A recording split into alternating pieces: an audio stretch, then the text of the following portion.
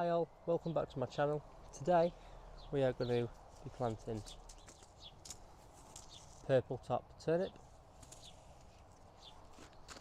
red curry winter squash and ambassador peas. In this bed we're going to have quite a lot of peas. So in here there's about 80 seeds.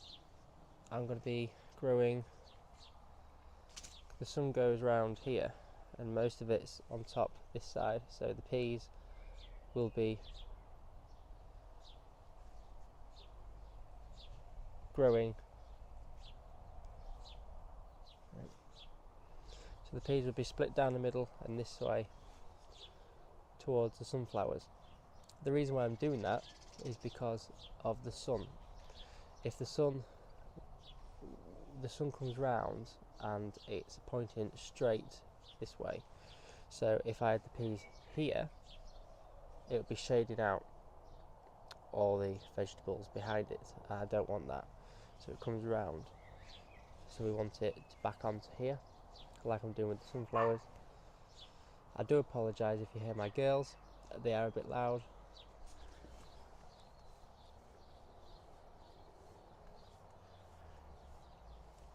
So with peas really it's quite easy. You just make a little trench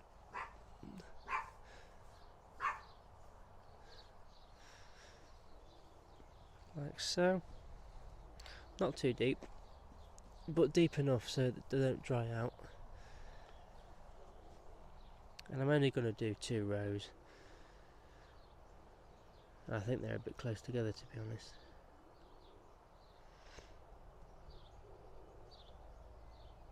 Yeah, they're a bit close together. See, it doesn't matter how many years you garden, you're always learning something new anyway.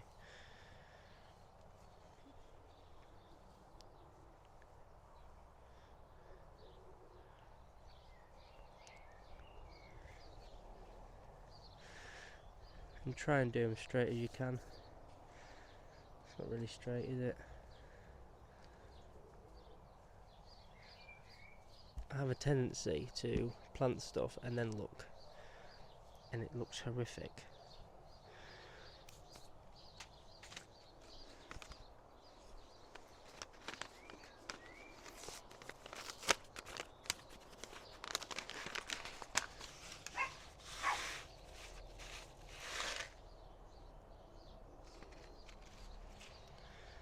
What I'm going to do, I'm going to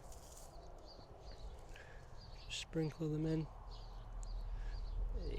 There's no science behind peas, you're trellising them anyway, so it don't matter if there's 2 growing together.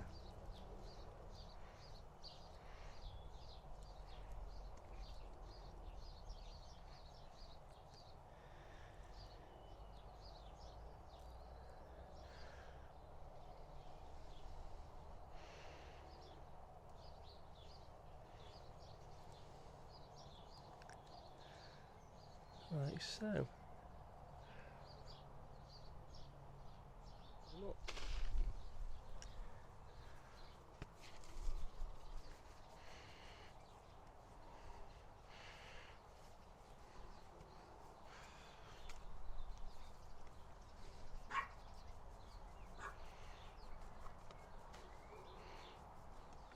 And you give them a bit of water, water them in, and that's all what you need to do with peas.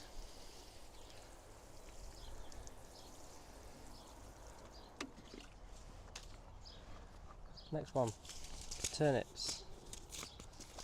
What I'll do is I'll let the peas grow about 3 inches tall and then I'll stake them like you can see here with the bamboo.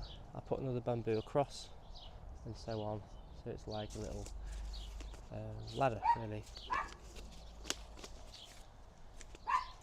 So with the turnips I'm just going to ruffle this soil.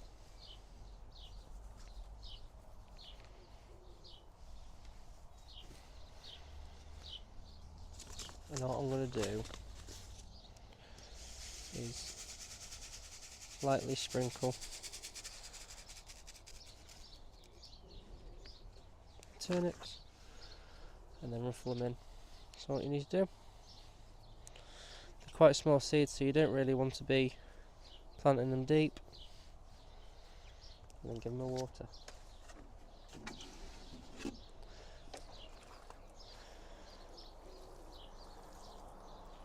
What you need to remember is when you sow the seeds, you need to at least water them twice a day.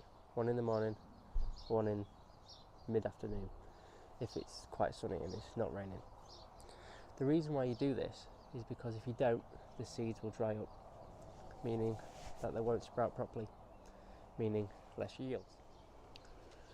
The next seed I'm going to sow is red curry.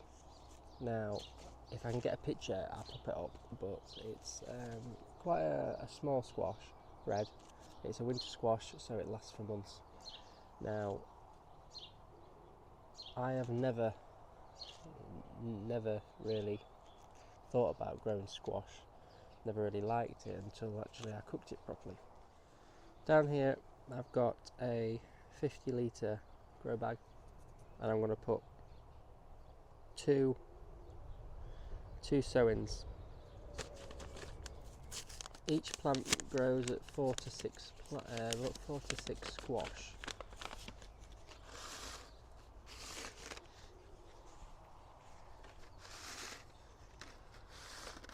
What I'm going to do, I'm not going to plant just two, I'm going to plant two in each one. The reason why I'm doing that is just in case one doesn't actually sprout. And what you need to do is you need to lay them on the side like this.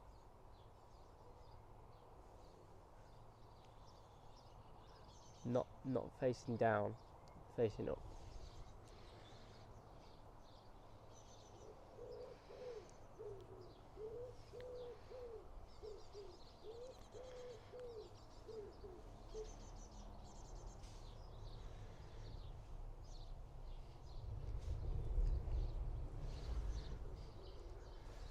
The same again with this. Come up.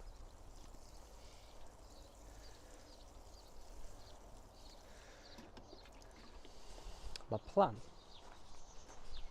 is to move this olive herb plant and pop the squash here. The reason why I'm doing that is because, in my mind, if you plant the squash here, it can run side of the greenhouse and behind the greenhouse, so I'm not losing any space on the floor. If it works. I don't really want it sprawling everywhere. Squash take up a lot of space, and it's not really the best. It's good if you've got a lot of space, but we're in a little urban herb homestead, if you can really class it as that. It's just a small homestead. It works for us though. Yeah. I want it to grow over and go around the greenhouse. When they do come up, if they do, then that's when I'll de-weed around there, make it so it's all fresh, if that's the word, because there's quite a lot of weeds. There's this plant what grows mad, but I'm leaving it because it does cover. It does look nice, but I just don't want it on the floor where the squash wants to grow. There's fake grass around there, so it's going to be good so it doesn't rot. It's good breathable fabric. I'll pop the olive herb plant here. I mean, look at them already. That wasn't even there a couple of days ago. You can see quite a few of the cucumbers haven't got pollinated. Our zucchini plant, I know you're supposed to have more than one for them to pollinate properly. I thought that was a load of rubbish until this year, because they're in the greenhouse. Only two have been pollinated. No, four. We've had 4 zucchini. After that, they all keep going rotten. Half of them stop growing, so they're just not getting pollinated properly. My plan is to probably in a couple of weeks to pop that zucchini plant outside, just so it more airflow, more pollinators, you know, that sort of thing. Greenhouse is alright, they do come in, but there's a hell of a lot in this greenhouse, and in a couple more weeks there's going to be a lot of space what's been took up from the tomatoes. So that's my plan anyway. The grow bag that you've just seen, that's what I've just put the curry seeds in, was actually purple potatoes in there, but they didn't sprout up. I didn't chip them, I didn't have time to, so next time I will chip them. I've got 2 or 3 purple potato plants that are coming up. I am not going to be using them for eating. I'll be actually chitting them, or curing them, chitting them, and then replanting them for Christmas, because I'm mad on them, but it's so expensive to buy purple potatoes, and it's actually trying to get them from somewhere what's organic. It's very hard in the UK to get organic fruit and veg. You can't really get it from the store. We have to go to Riverford, which is down south. I'm not paid to say this, I just want to make it clear that that's where we get our stuff from. We used to go to a Bell and Cole, but they don't come to our location anymore. It's a quick video of just sowing some seeds, just showing you guys what I do, you know, in between bits. So thank you very much for watching, and I'll see you on the next video.